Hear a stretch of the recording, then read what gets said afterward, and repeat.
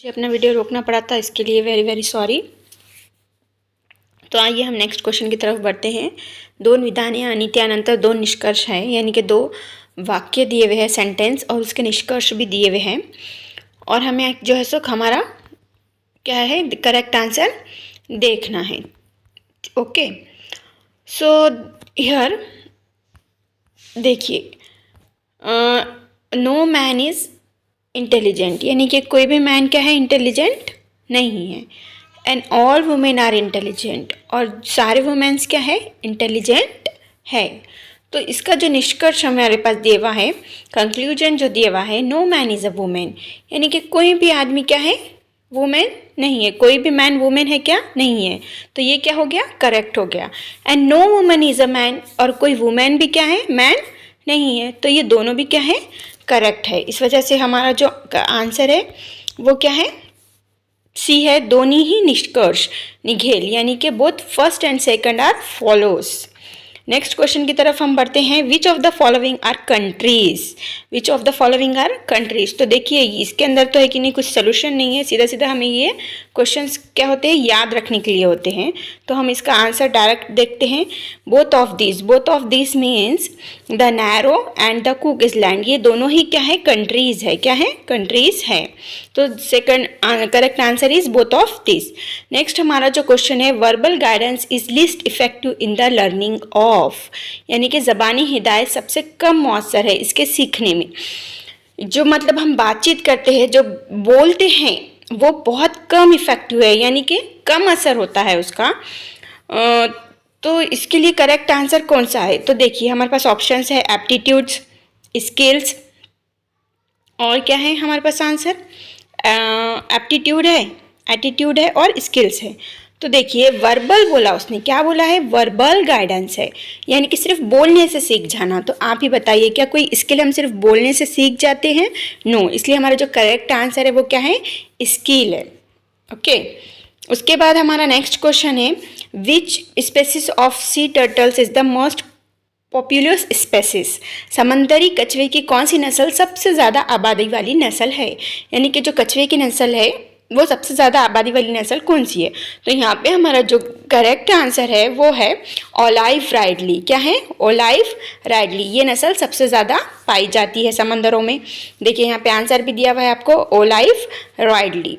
उसके बाद हमारा जो नेक्स्ट क्वेश्चन है वो है त्रिकोण ABC है, क्या है नेक्स्ट क्वेश्चन।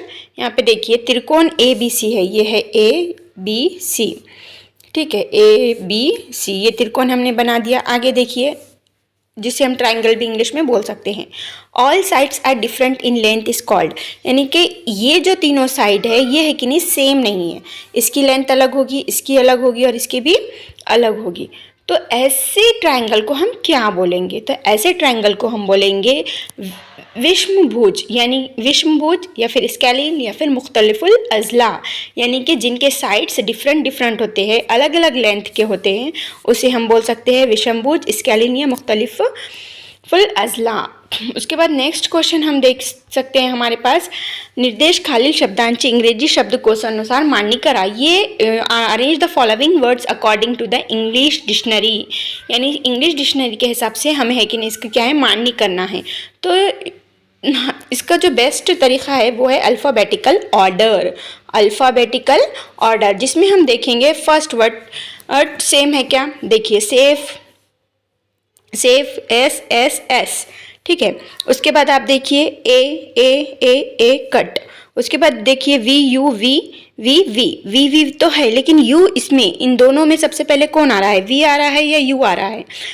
तो इसने क्या पूछा है हमारे पास, सिर्फ अम्मा को अरेंज करना है। ओके, तो ABCDEFGHIJKLMNOP, ABCD पढ़ के देखिए ABCDEFGHIJKLMNOPQRSTU, यानी कि यू पहले आ रहा है, यानी कि ये जो है हमारा नंबर 1 पे आ जाएगा। ठीक है, उसके बाद फिर हम देखेंगे E है, S है, I है, O है, A है। तो इन शब्दों में से सबसे पहले कौन आएगा, तो नंबर 1 पे तो हमारा क्या हो गया सॉसेज हो गया। उसके बाद हमारे पास जो आएगा वो आएगा 5 आएगा, तो 1 5।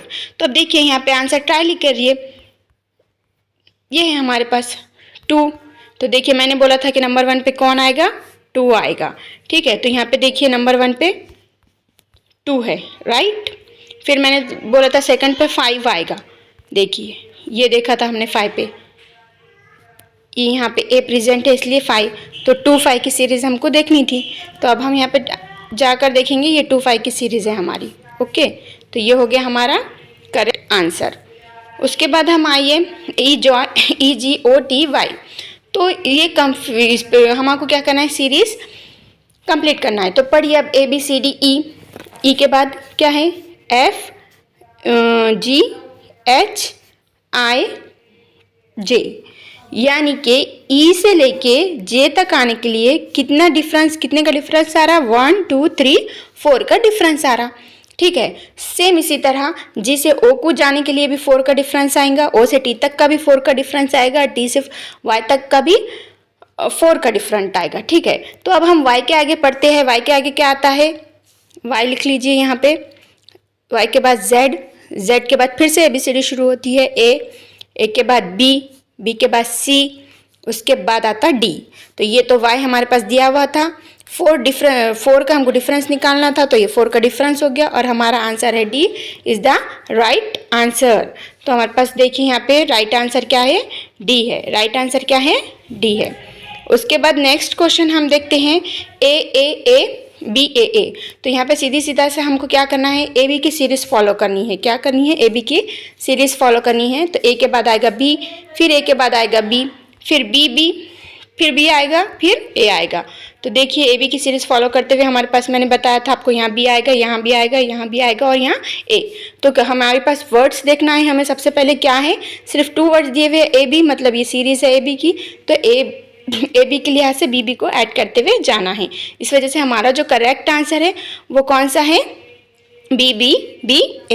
तो यहाँ पे हमारे 10 क्वेश्चन कंप्लीट होते हैं। नेक्स्ट वीडियो में फिर से 10 क्वेश्चन आपको बताए जाएंगे। जब तक के लिए thank you, bye bye, and please like share and subscribe.